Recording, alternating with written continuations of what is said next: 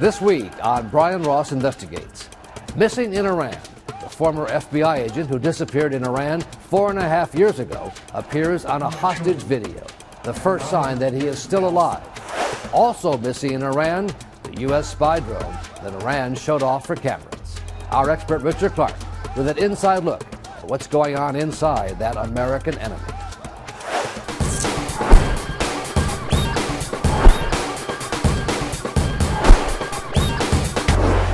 Brian Ross Investigates. Here now is ABC News Chief Investigative Correspondent, Brian Ross.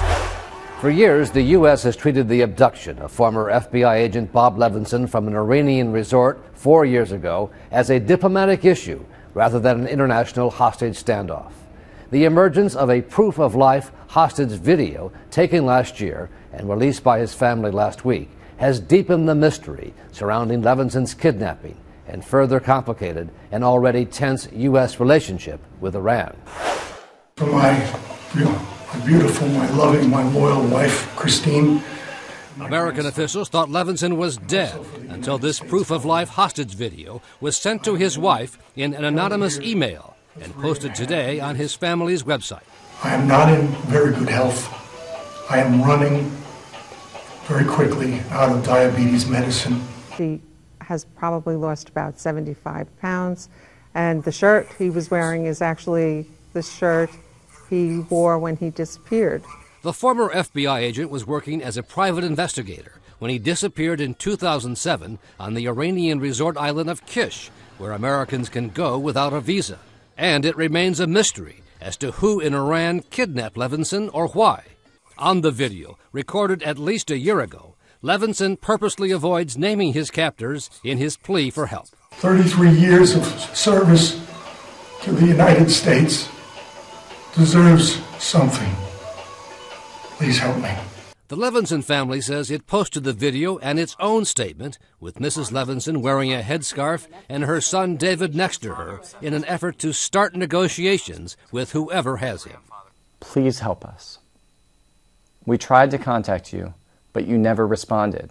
Levinson has 7 children and 2 grandchildren, one he has never met, and the holidays, the family says, are especially hard. The frustration is that every day passes and he's still not home with us, and I don't know how to get him home. Iran has denied holding Levinson, but U.S. officials believe someone or some faction in that country is responsible and in control of the Americans' fate. But the recent tensions with Iran, including the captured drone that they found from the U.S., have made it increasingly difficult for FBI negotiators to make any progress in the efforts to free their former colleague. Joining us now to discuss Levinson's abduction is Richard Clarke, former White House counterterrorism advisor and now an ABC News consultant. And Dick, I knew Bob Levinson, have known him for 30 years. To see that video is quite wrenching. I take it everything he says there, he's been told to say. Well, you can be sure of that, Brian. He's been given a script, and he's been told to read it. If he did anything else, they wouldn't have released it. But, you know, this is a real whodunit because it's not clear who has him. Al-Qaeda doesn't appear to be a player here. Their M.O. Is that they announce when they have a hostage.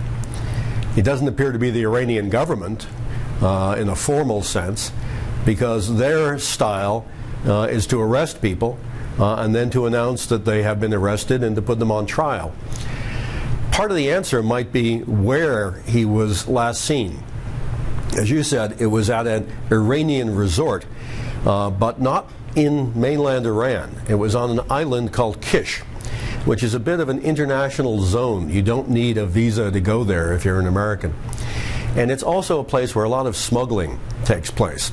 It's conceivable he ran afoul of some group that was perhaps a criminal gang with ties into local police or local government security services, some sort of arrangement of convenience between the criminals and the local authorities. And by being there and perhaps disrupting that, he was seen as their enemy, and in fact he was investigating cigarette smuggling. Dick, the tape was sent to Bob Levinson's wife via email. They tracked back where it came from. It appeared to be a server that was up for a day or two in Pakistan and Afghanistan and then disappeared. It appears whoever sent it was making it seem that the tape came anywhere but Iran, perhaps pointing a finger at Iran. Well, that's right. And as you know, Brian, it's extremely easy to spoof the internet address, the IP address of a server. It's also very easy to bounce through multiple countries and multiple servers. So what we see in that last email IP address coming to his wife doesn't really tell us very much about where it originated. The U.S. says he was not in any way working for the U.S., any agency of the United States government when he went to that island. And it's been a dilemma for the U.S. If they push too hard, they fear it may look like they're trying to defend their agent, when in fact he's not. What's your best thought on the right approach to this, 4.5 years now since he disappeared? Well, I think the United States government can only do so much. He's not a U.S. government employee anymore. We don't have an embassy in Tehran. We obviously don't have very good diplomatic relations with Iran. When the 2 or 3 originally American so-called hikers were arrested on the border with Iraq, the United States tried through various diplomatic channels, but ultimately it was another country. It was the Sultanate of Oman that stepped in and was helpful. And that may be the route, or a similar route, to talk to the Iranian authorities and also the authorities in Afghanistan, because he could be there, and see if something can be worked out. The Levinson tape came out at the same time that Iran announced it had brought down a U.S. spy drone that flew over Iranian territory. Now, the U.S. denies adamantly that Iran brought it down. It came down on its own, the U.S. says. What's your thought? How did that end up in Iranian hands and so embarrass the U.S. government? Well, Brian, here's a case where I'm not buying what the U.S. government is selling on this. I'm not at all sure that the U.S. government knows enough to say that the Iranian government didn't steal it, didn't take control of it. What do we know? We know that a couple of months ago, the drone headquarters in Las Vegas had a virus from the internet running on its computers, a so-called keystroke logger that was recording all the commands being given to the drones that were run out of the Las Vegas headquarters. So that means that you can hack your way in to the controls. Somebody got in. If the system were really airtight, if it were really separated from the internet, that wouldn't be possible. Well, Dick, could they have brought this down? Could they have jammed it somehow? I think they could have. I think they could have. You know, the drones use a commercial satellite. They're uplinked to a commercial satellite. And we also know that the Iranians recently acquired from Russia a very sophisticated electronic jamming capability that was designed to do things like take control over frequencies like this. So I'm not ruling it out. And I think no one in the U.S. government should be ruling out the possibility that Iran took control of the uplink and flew this thing into Iran and landed it, because it certainly looks like it's in one piece and undamaged. And finally, Dick, how big a loss is this for the U.S.? This is obviously very advanced technology in the hands now of an enemy. Well, it is a big loss, but not everything we know about how to make these vehicles can be learned by looking at one.